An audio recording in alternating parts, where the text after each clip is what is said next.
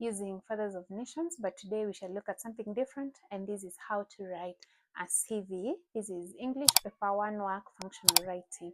What is a CV? A CV is a curriculum vitae, and when you write a CV or when you attempt any question on functional writing, you are supposed to think about the format, the content, and the language mark.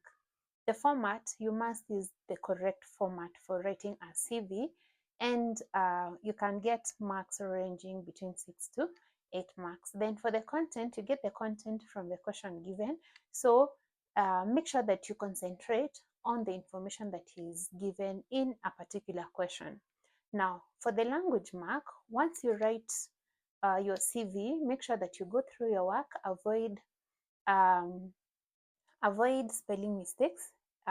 Then make sure that you have the punctuation rules followed so that you don't get a very low mark in grammar. So when you write a CV, this is the Curriculum Vitae, you start with the title, and the title is Curriculum Vitae, written in full and underlined. You can even write it using capital letters. Then you go back to the margin and you start giving the personal details.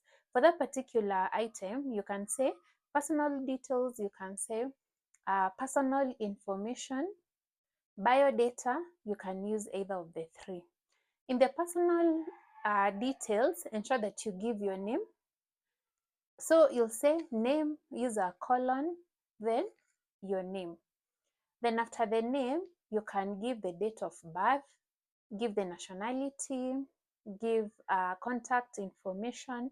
Contact information can be in terms of a phone number or an email address. Sometimes you can even give a postal address. Then give your marital status if it's necessary. You can talk about your religion, among other things. But for the personal information, the most important thing is to have your name, date of birth, contact information. You can give your ID number if you're of age, and then you can now go ahead and give those other items like your marital status, you can give your religion, etc. Number 2, talk about education background. When you talk about education background, then there's a certain order. You start with the university, like the most recent, you go to the high school, and then lastly, the primary school. Next to the margin, start with the year. When did you join this university, this college? Give the number of years, then give the name of the college, give the degree or the diploma. Again, depending with the question might be asking you to give a degree certificate, or you must have a degree certificate or a diploma certificate for you to qualify for a certain job position.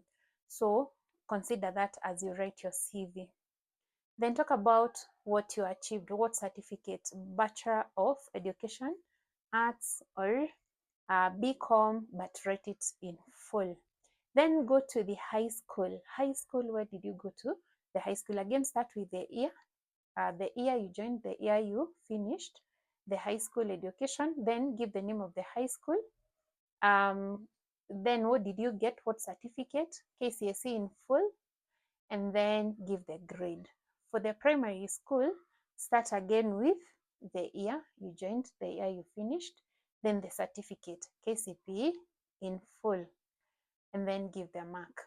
Once you're done with that, it's important that you skip a line so that your work is clean and the person reading your work or marking your work can see everything and the way you have written it. So the next item, you get work experience. And for the work experience, again, start with the year.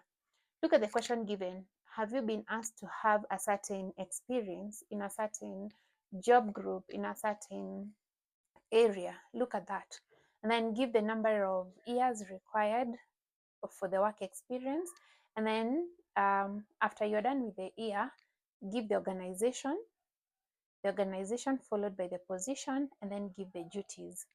What were you responsible for? What were you doing in that particular organization? Again, depending with the question, if you have been asked to give at least maybe 3 years of work experience in the same profession, then you can use that one experience. If you have to give two work experiences using different, experiences, then you can have another one and you use the same format. The number 4, you have skills. You can just write skills or professional qualifications. Away from going to the university, what else can you do? Do you have, are you computer literate? Did you go to a college that taught you maybe how to edit, how to make videos, depending on what you're applying for? You can talk about, if maybe it's something to do with accounting, you can talk about going to a different college and getting the CPAK for accounting. So it can be different. Sometimes this information is just given in the question. You just need to check it out and see. Once you're done with that, use the same format that you used for the work experience. So talk about the year, when did you join, then the institution, what did you get as a qualification from that institution, or a certification, what certification did you get. Hobbies is the next item. You can say interests, don't write the two, choose one, hobbies or interest, but just one. So if you say hobbies, list them. You can say swimming, reading books, fencing, or reading stories, attending workshops.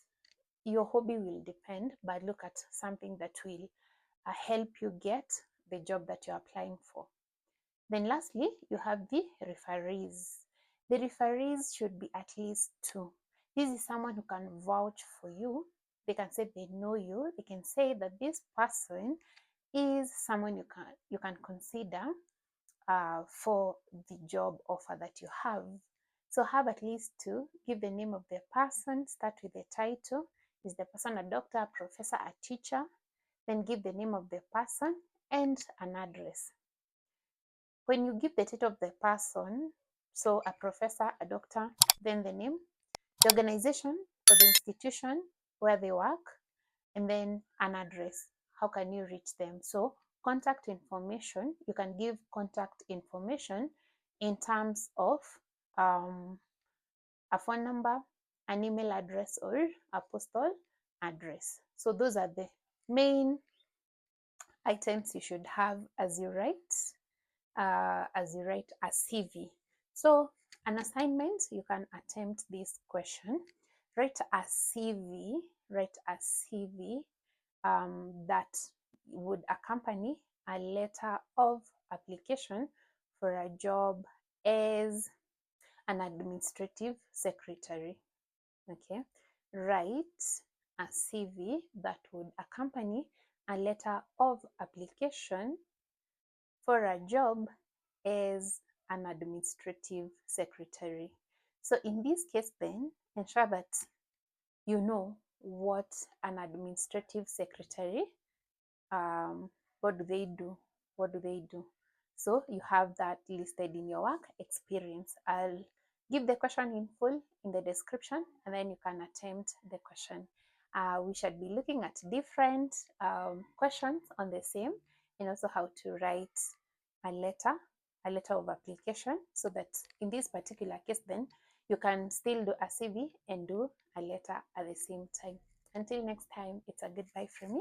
Ensure that you subscribe, and in case there's anything you want. Thanks for watching.